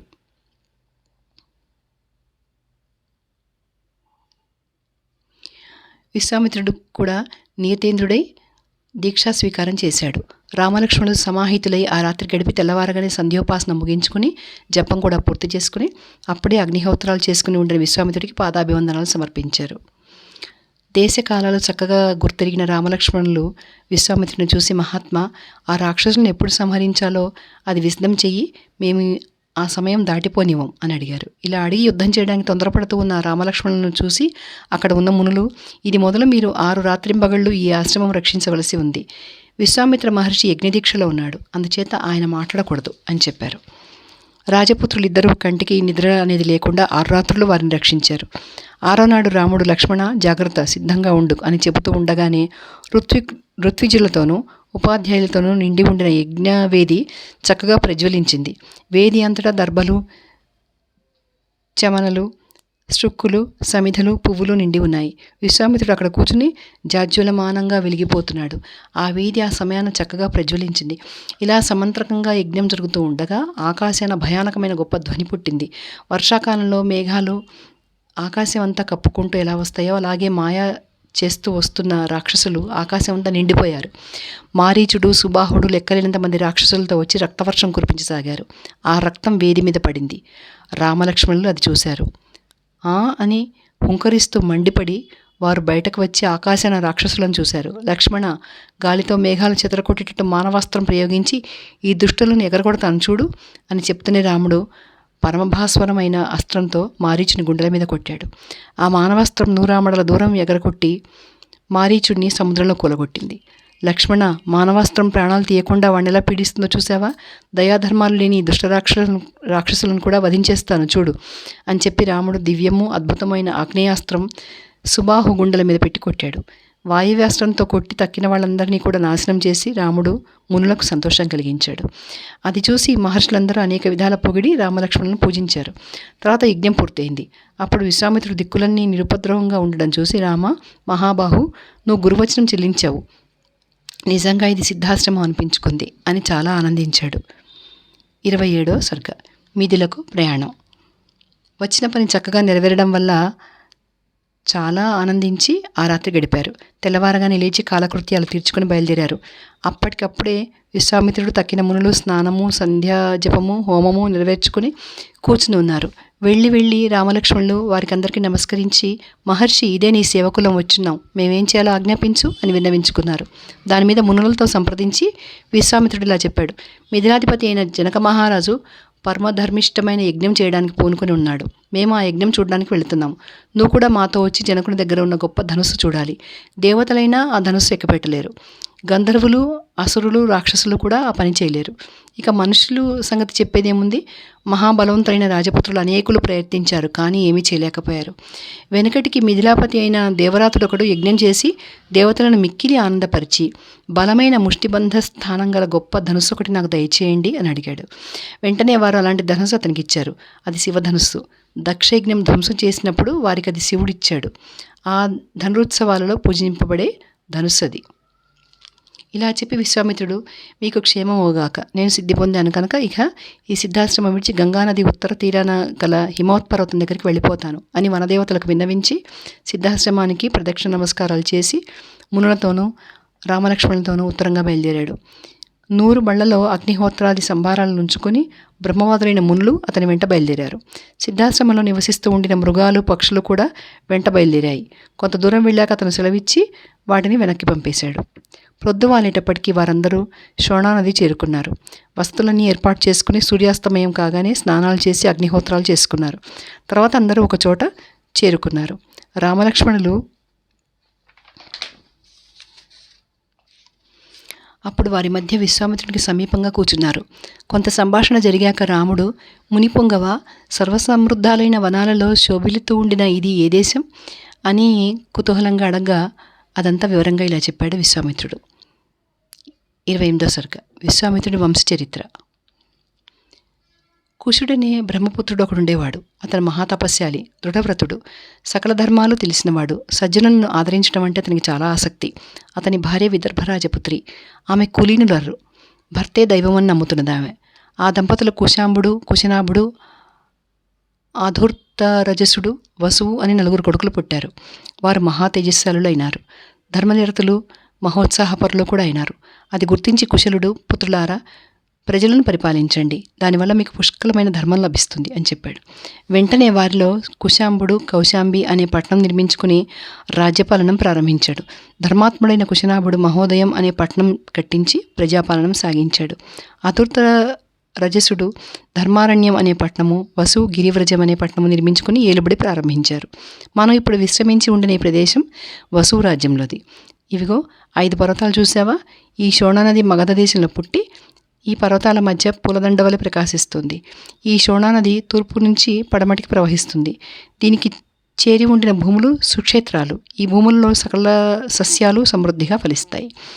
రాజర్షి అయిన కుశనాభుని ఘృతాచి అనే అపసరసను చేపట్టాడు. వారికి మిక్కిలి అందగత్తైన 9 కుమార్తెలు పుట్టారు. దినదిన ప్రవర్ధమానులై యౌవనవతులైన ఆ కన్యలు ఒకనాడు చక్కగా అలంకరించుకుని ఉద్యానవనంలోకి వెళ్ళి పాడుకుంటూ, వీణలు వాయించుకుంటూ, నృత్యం చేస్తూ, వర్షాకాలంలో మెరుపు తీగల్లాగా ఆడుకుంటూ ఉండగా సర్వాత్మకుడైన వాయుదేవుడు వాళ్ళని చూసి, నేను మిమ్మల్ని కామించాను. మీరందరూ నన్ను పెళ్ళాడితే మీరు మానవత్వం పోయి చిరకాలం బ్రతికి సుఖపడతారు. మనుషులకు యవ్వనం స్థిరంగా ఉండదు. కనుక మీరు నన్ను పెళ్లి చేసుకుంటే అక్షయమైన పడుచుదనం పొందుతారు. మీకు అమరత్వము లభిస్తుంది అని చెప్పాడు. అది విని ఆ కన్యలు నవ్వి, సురశ్రేష్ఠుడా, సర్వభూతాలలోనూ నువ్వు అంతశ్చితుడివై ఉంటావు. నీ ప్రభావం మాకు తెలుసు. మమ్ము ఎందుకు అవమానిస్తావు? మేము కుశిరాముని కూతుళ్ళము. తలుచుకున్నామంటే మేము నిన్ను, నీ ప్రభు అయిన ఇంద్రుని కూడా స్థానభ్రష్టం చేయగలం. కానీ అందుకోసం మేము ఆ తపశ్శక్తిని వ్యర్థపరచుకోము. మా తండ్రి అయిన కుశినాభుడు నీ పాలిటికి యముడు కాకుండుగాక. సత్యవాది అయిన మా తండ్రిని అవమానించకు.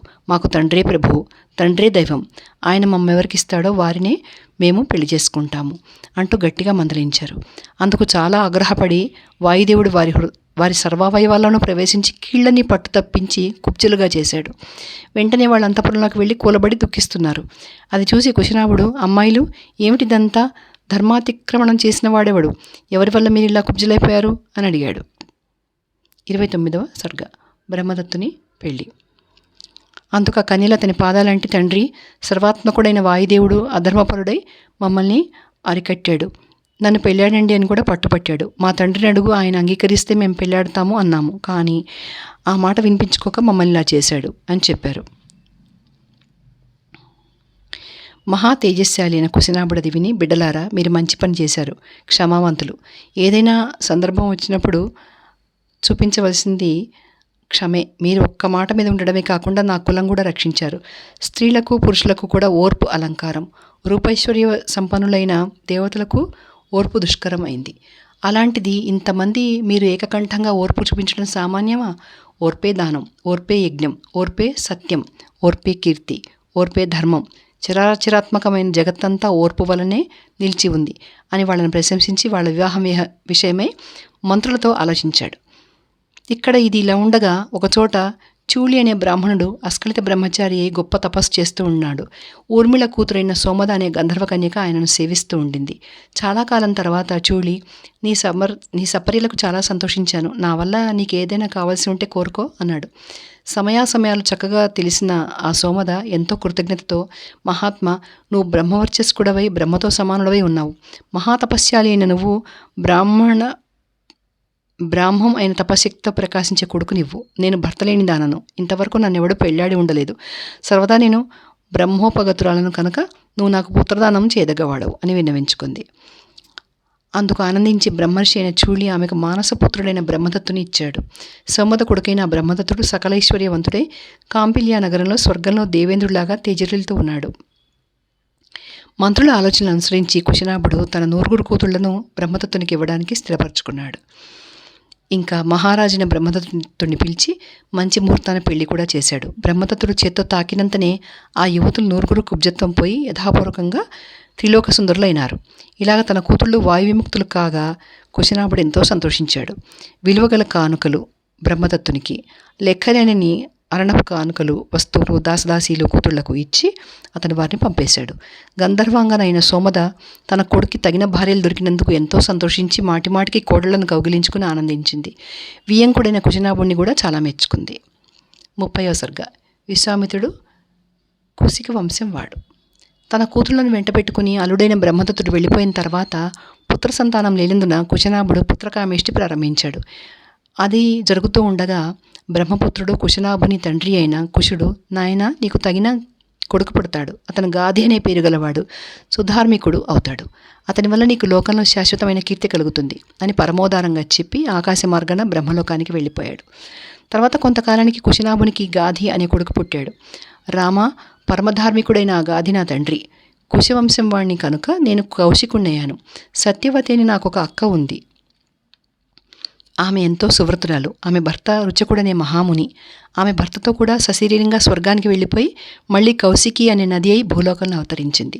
దివ్యురాలు, పుణ్యోదకం కలది, చక్కనిది అయిన నా అక్క నదీ రూపంగా హిమవంతుని ఆశ్రయించి లోకానికి అహికాముష్మిక ఫలాలు సమకూరుస్తూ ప్రవహిస్తుంది. అంచేత నా అక్క అయిన కౌశికీ నది ఒడ్డున నేను హిమవత్ పర్వతం దగ్గర నివసిస్తున్నాను. సత్యమునందు ధర్మమునందు ప్రతిష్ఠితురాలు కావడం వల్ల ఆమెకు సత్యవతి అనే పేరు వచ్చింది. నేను యాగసిద్ధి కోసం ఆమెను విడిచి వచ్చి సిద్ధాశ్రమంలో నీ ధర్మమాని సిద్ధుడైనాను. ఇది ఈ దేశ చరిత్ర. ఇది నా వంశ చరిత్ర. ఇది నా పుట్టు పూర్వోత్తరం. నువ్వు అడగడం వల్ల ఇదంతా చెప్పవలసి వచ్చింది. ఈ కథలతో మనకి అర్ధరాత్రి దాటిపోయింది. నీకు శుభం కలుగుగాక. నిద్రాబద్ధకం లేకుండా రేపు మనం చాలా దూరం వెళ్ళవలసి ఉంది. ఆకు అల్లలాడకుండా చెట్లు స్థిమితాలైనాయి. పక్షులు నిద్రాముద్రితాలైనాయి. దిక్కులని చీకట్లో మునిగిపోయాయి. సంధ్యాకాలం మెల్లిగా సమీపిస్తోంది. నక్షత్రాలతోనూ గ్రహాలతోనూ అడవిలాగా నిబిడం అయి ఉన్న ఆకాశం మెరిసిపోతోంది. అదే చల్లని కిరణాలతో చీకట్లు తరుముతూ ప్రాణికోటికి ఆహ్లాదం కలిగిస్తూ చంద్రుడు ఉదయించబోతున్నాడు. గుడ్లగూబలు మున్నగు నిశాచరాలన్నీ అక్కడక్కడ తిరుగుతున్నాయి. యక్షులు రాక్షసులు మాంసాహారం కోసం అటు ఇటు తిరుగులాడుతున్నారు అన్నాడు. అది విని మునులందరూ బాగుబాగని విశ్వామిత్రుడిని పూజించి, కుశికుల వంశం ధర్మపరాయణం. కుశవంశీయులైన రాజులందరూ బ్రహ్మతో సమానులైన మహాత్ములు. మహర్షి, వారిలో నువ్వు మణిపూసవు. కౌశికీ నది కూడా వంశప్రతిష్ఠ పెంపు చేసింది అని ప్రశంసించారు. ఇలాగా గొప్ప మునులు ప్రశంసించాక శ్రీమంతుడైన విశ్వామిత్రుడు సూర్యుడు అస్తమించినట్లు నిద్రించాడు. రామలక్ష్మణులు కూడా విశ్వామిత్రుని కొనియాడి నిద్రపోయారు. 31వ సర్గ. గంగ దేవలోకానికి వెళ్ళడం. తెల్లవారింది. రామ, నీకు మంగళముగాక. ఇదిగో ఉదయమైందిలే, బయలుదేరదాం అంటూ లేపగా రాముడు లక్ష్మణుడితో కూడా లేచి కాలకృత్యాలు తీర్చుకుని, ఈ సోనానది జలం చాలా మంచిది. ఇసుక తిప్పలతో ఈ నది చాలా అందంగా ఉంది. మనం ఎలా వెళ్ళటం అని అడుగుతూ బయలుదేరాడు. ఇదిగో మునులు వెళుతున్నారు, అదే దారి అంటూ విశ్వామిత్రుడు ముందు బయలుదేరాడు. మునులు కూడా బయలుదేరారు. దారిలో ఎన్నో విధాలైన అరణ్యాలు చూస్తూ నడిచి వారందరూ మధ్యాహ్నం అయ్యేటప్పటికీ నదులలో చాలా గొప్పది అని పేరు పొందిన గంగా నదిని చేరుకున్నారు. ఆ గంగాజలం ఎలాంటి పాపాలైనా పోగొట్టగలదు, పుణ్యం కూడా ఇవ్వగలదు. ఆ నదిలో హంసలు, బెగ్గురు పక్షులు విలాస విహారం చేస్తున్నాయి. గంగ ఒడ్డున వారు బస చేశారు. స్నాన సంధ్యానుష్ఠానాలన్నీ ముగించుకుని, పితృదేవతలని తృప్తిపరచుకుని, అగ్నిహోత్రాలు చేసుకుని, అమృతతుల్యమైన హవిస్సు పుచ్చుకున్నారు. తర్వాత అందరూ విశ్వామిత్రుని చుట్టూ చేరారు. అంతటా రాముడు విశ్వామిత్రుని చూసి, మహాత్మ, త్రిపదగామి అయిన ఈ గంగా వృత్తాంతం వినాలనుంది. ఇది ముల్లోకాలను ఆక్రమించి నదులకు నదాలకు పతి అయిన సముద్రుని ఎలా చేరుకుంది అని అడిగాడు. విశ్వామిత్రుడు ఇలా చెప్పాడు. రామ, ఇనుము, రాగి, బంగారం, వెండి మొదలైన లోహాలకు ఉనికి పట్టైన హిమవత్ పర్వతానికి చక్కని చుక్కలైన 2 కూతుళ్ళున్నారు. అతని భార్య మనోరమ, ఆమె మేరు పర్వతం కూతురు. ఆమె చాలా చక్కనిది. ఆమె కూతుళ్లే వాళ్ళిద్దరు. వారిలో గంగ పెద్దది, ఉమాదేవి చిన్నది. దేవతలకు సకలార్థ సాధకాలు సమకూర్చగల గంగను మాకియ్యి అని కోరారు. త్రిలోకహితం కోరి హిమవంతుడు సరే అని స్వచ్ఛంద పదగామి అయిన గంగను వారికిచ్చాడు. గంగను తీసుకుని దేవతలు వెళ్ళిపోయారు. రెండో పిల్ల ఉమాదేవి కఠిన దీక్షతో ఉగ్రమైన తపస్సు చేసింది. అంచేత లోక నమస్కృతురాలైన ఆమెను హిమవంతుడు అనుకూలవరుడైన రుద్రునికిచ్చి పెళ్లి చేశాడు అని చెప్పాడు. 32వ సర్గ. పార్వతీ దేవతలను శపించడం. ఇదంతా విని రామలక్ష్మణులు, మహర్షి, దివ్యమానుష సంభవం అయిన గంగ వృత్తాంతం మేము ఇంకా వినవలసి ఉంది. గంగ 3 మార్గాలుగా ఎందుకు వెళ్ళింది? 3 లోకాలను ఆమె ఏమేమి చేసింది అని అడిగారు. దానికి విశ్వామిత్రుడిలా చెప్పాడు. రామ, మహాతపస్యాలి అయిన నీలకంఠుడు పెళ్ళైన తర్వాత ఉమాదేవితో సంభోగం ప్రారంభించాడు. కానీ వారికి సంతానం కలగలేదు. అది తెలిసి దేవతలందరూ బ్రహ్మదేవునితో కలిసి ఉమకు పుట్టబోయే కొడుకుని ఎవరు భరించగలరు అని భయభ్రాంతులై ఈశ్వరుని దగ్గరికే వెళ్ళి సాష్టాంగపడి, దేవదేవ, మహాదేవ, దేవతలమైన మమ్మల్ని అందరినీ అనుగ్రహించు సర్వోత్తమ. నీ తేజస్సు వలన పుట్టే పుత్రుని లోకాలన్నీ భరించలేవు కనుక ఉమ్మతో కూడా నువ్వు వేదోక్తమైన యోగం అవలంబించి తపస్సు చేయి. ముల్లోకాలు సుఖంగా ఉండాలి కనుక నువ్వు నీ తేజస్సు నీలోనే ఉంచుకో అని ప్రార్థించారు. అది విని సకల లోకాలకు మహేశ్వరుడైన శివుడు, సరే, తప్పకుండా అలాగే చేస్తాను. నాలాగే ఉమాదేవి కూడా తన తేజస్సు తన యందే ధరించగలదు. మీరు భూమి సుఖంగా ఉండండి. అయితే నా తేజస్సు ఎవరు భరించగలరో అది చెప్పండి అన్నారు.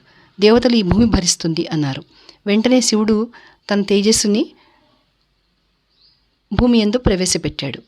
అరణ్యాలు, పర్వతాలు నిండిన భూదేవి అంతా కూడా తేజస్సు వ్యాపించింది. అది చూసి దేవతలు వాయువుతో కలిసి నువ్వు శివ తేజస్సు ప్రవేశించు అని అగ్నితో చెప్పారు. అగ్ని అలాగే చేయగా ఆ తేజస్సు శ్వేతపర్వతం అయింది. తర్వాత కాలక్రమాన అది రెల్లుగడ్డి అయింది. మహా తేజస్శాలి అయిన కుమారస్వామి ఆ రెల్లువనంలోనే పుట్టాడు. అప్పుడు దేవతలు మహర్షులతో కలిసి సుప్రీతులై ఉమాదేవిని, శివుణ్ణి ఎంతో పూజించారు.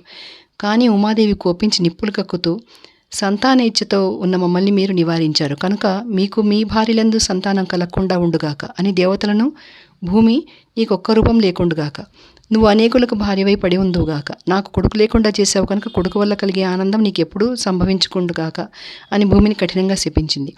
అది విని దేవతలందరూ సిగ్గుపడిపోయి వర్ణపాలితమైన పశ్చిమంగా బయలుదేరిపోయి హిమవత్పర్వత పార్శ్వమున గల ఒక పర్వతం మీద ఉమాదేవితో కూడా శివుడు తపస్సు ప్రారంభించాడు. రామ, ఇది ఉమాదేవి కథ, ఇక గంగాదేవి కథ చెప్తాను విను అన్నారు. 33వ సర్గ కుమారజననం. దేవతలందరూ ఇంద్రునితోనూ అగ్నిహోత్రునితోనూ కలిసి బ్రహ్మ దగ్గరికి వెళ్ళి, దేవా, నువ్వు మాకు శత్రు సంహార దక్షుడైన సేనాపతిని అనుగ్రహించావు, కానీ అతను ఇంకా పుట్టనే లేదు. పైగా భగవంతుడైన శివుడు హిమవ శిఖరం మీద ఉమాదేవితో కూడా గొప్ప తపస్సు చేస్తున్నాడు. అంచేత ఇప్పుడు చేయవలసినవిటో ఆలోచించి లోకాలను రక్షించు, నువ్వే మాకు గతి అని ప్రార్థించారు. దాని మీద బ్రహ్మ తీయని మాటలతో వారిని ఓదార్చి, ఉమాదేవి మిమ్మల్ని శపించింది కనుక మీ భార్యలందు మీకు సంతానం కలగదు. ఉమాదేవి మాట జరిగి తీరుతుంది, కానీ పొల్లు కాదు. ఇది సత్యం, ఇందులో సంశయం ఎంతమాత్రము లేదు. ఇదే ఆకాశంలో ప్రవహించే గంగానది చూడండి. మీకు సేనాధిపతి కావలసిన మహావీరుణ్ణి అగ్నిహోత్రుడు ఆకాశగంగా ఎందుకు పుట్టించగలడు? హిమవంతుని పెద్ద కూతురైన గంగ అగ్ని వల్ల తప్పకుండా కుమారుని కంటుంది. ఉమాదేవికి ఇది ఇష్టము అవుతుంది, సందేహం లేదని చెప్పాడు.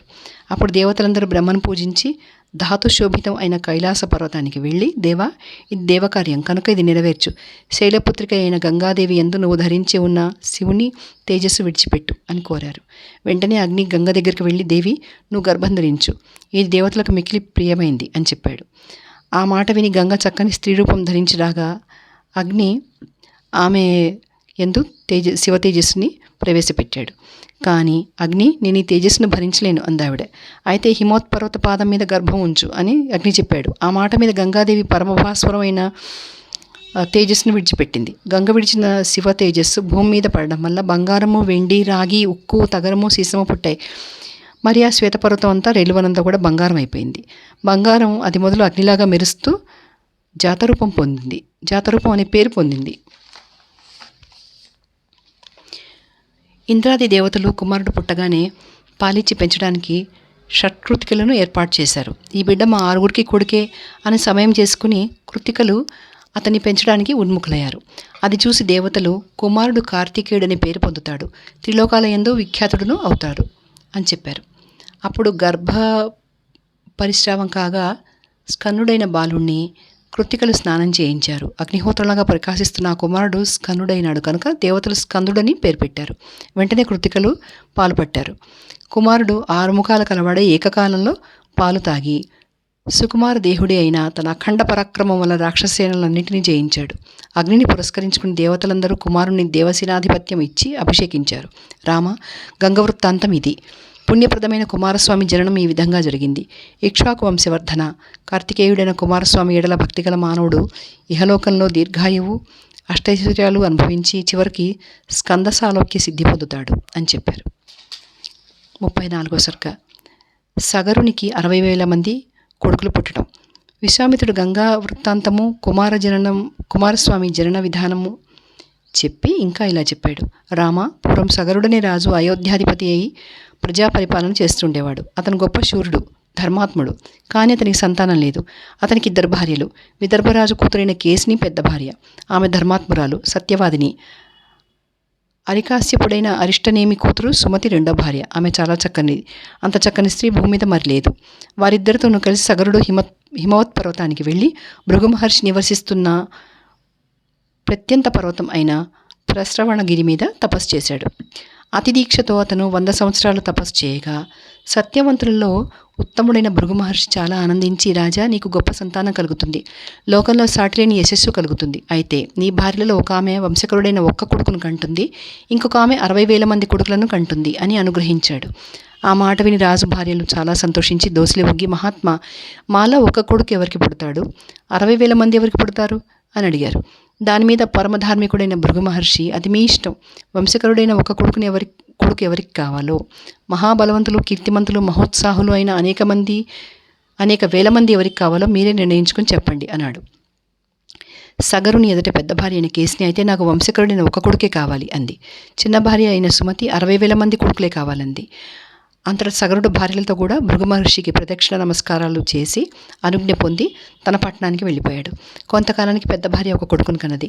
ఆ బాలునికి అసమంజసుడు అని పేరు పెట్టారు. చిన్న భార్య ఆనపకాయ వలె గుండ్రని గర్భపిండం కన్నది. ఆ పిండం బద్దలు చేయగా అందులో 60,000 మంది కొడుకులు పుట్టుకొచ్చారు. దాదులు ఆ బాలులను నేతికుండలో ఉంచి పెంచారు.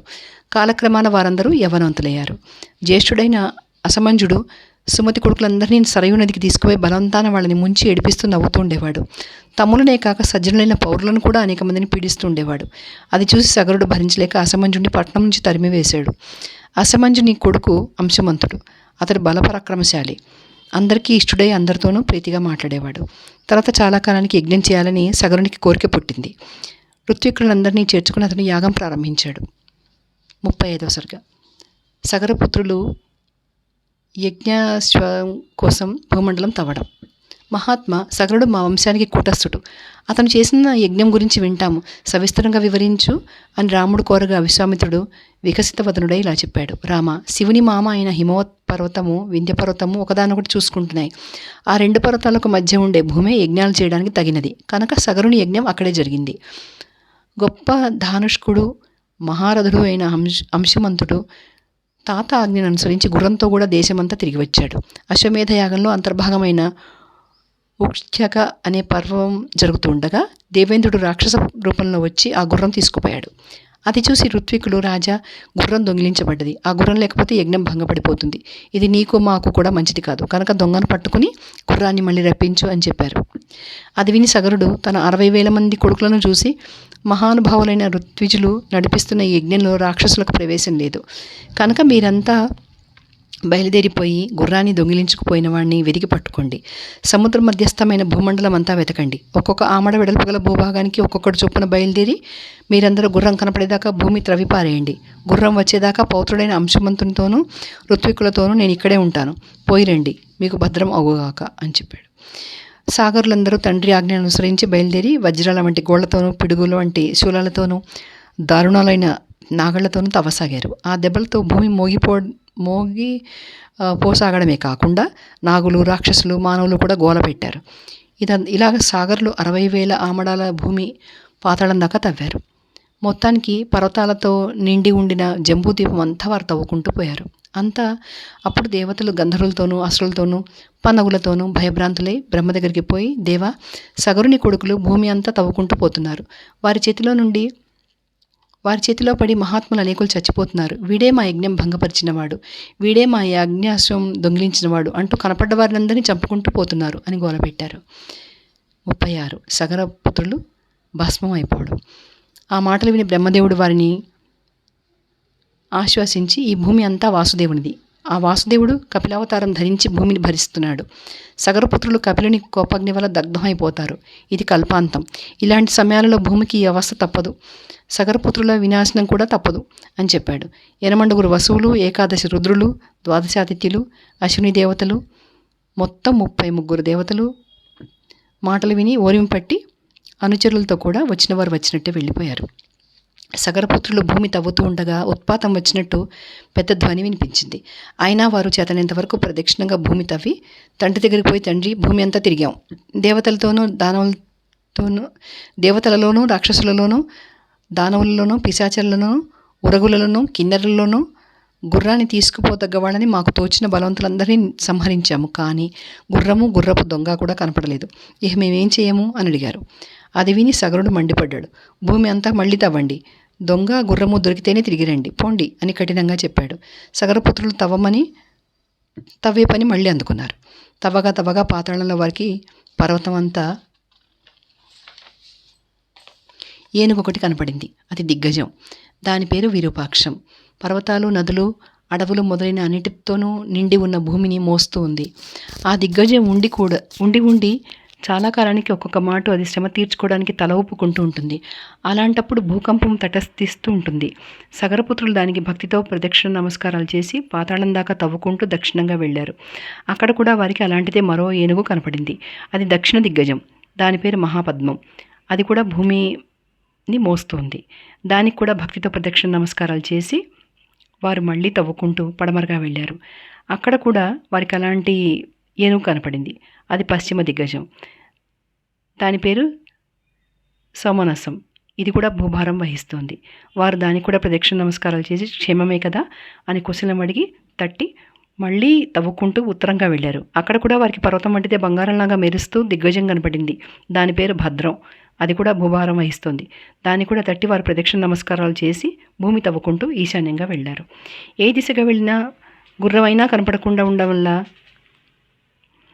వారు రోషం వచ్చి భీమవల్లులు మహావేగులు కనుక తవ్వు పని అతి దారుణంగా సాగించారు.